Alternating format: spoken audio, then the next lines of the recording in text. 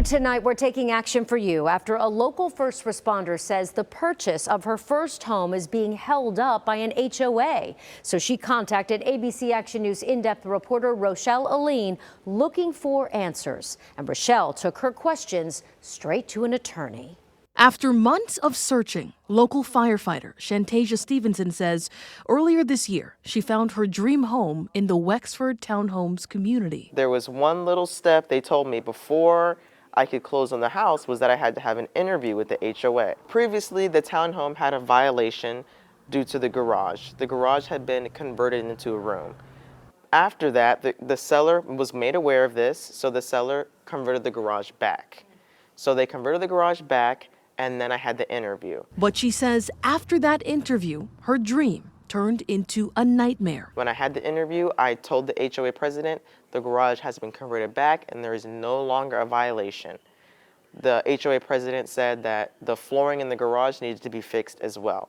So we fixed that as well. So there was no longer a violation. According to HOA bylaws for this community, converting your garage isn't allowed. I spoke to the woman selling the home who currently lives in South Carolina. She told me she didn't realize she'd violated the bylaws and quickly converted her garage from this back to this and updated everyone involved. Even though there was no more violations, the HOA president ordered a new estoppel letter stating that the garage had been converted, even though it had already been converted back. Both Stevenson and the seller provided copies of those estoppel letters to ABC Action News. The first one is dated February 13th, which is before Stevenson says she had her interview, and it shows there were no open violations. But the second letter, dated March 19th, weeks after Stevenson's March 2nd interview, has garage conversion listed as an open violation. And Stevenson also provided screenshots of a text exchange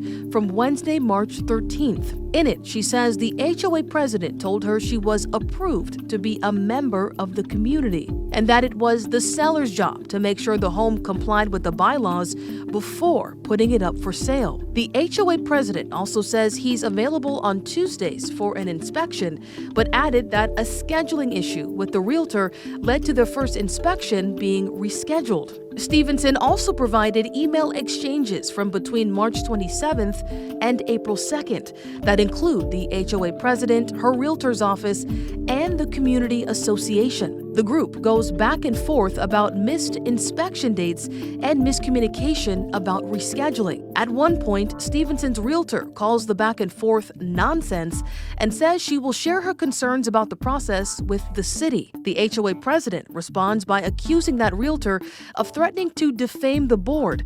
And moving forward, he advises them to communicate with the HOA's legal counsel. The title company said that I had to have a letter of approval from the HOA to close on the home. But more than a month after discussion started, and despite emailed demands from the seller's attorney for an inspection, Stevenson says it still hasn't happened, leaving her homeless because she broke her lease, thinking she would have closed on the house by now.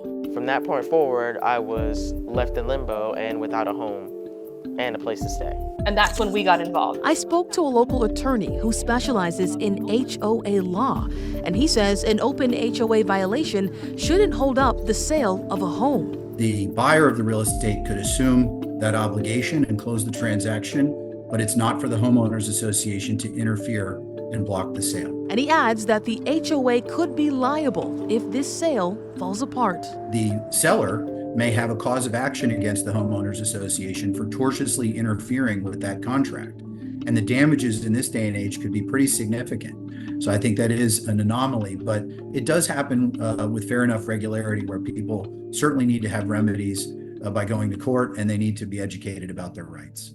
And it appears this situation has in fact impacted the sale.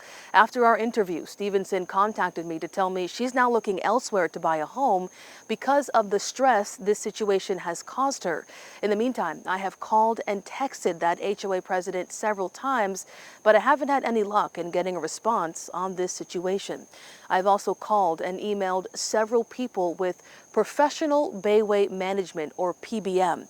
They're the community association that works with with the HOA to help manage the Wexford townhomes. Initially, somebody responded and told me they were going to pass my request for comment along to somebody from the HOA board, but then I never heard back. When I followed up, my request went unanswered. In Hillsborough County, Rochelle Aline, ABC Action News.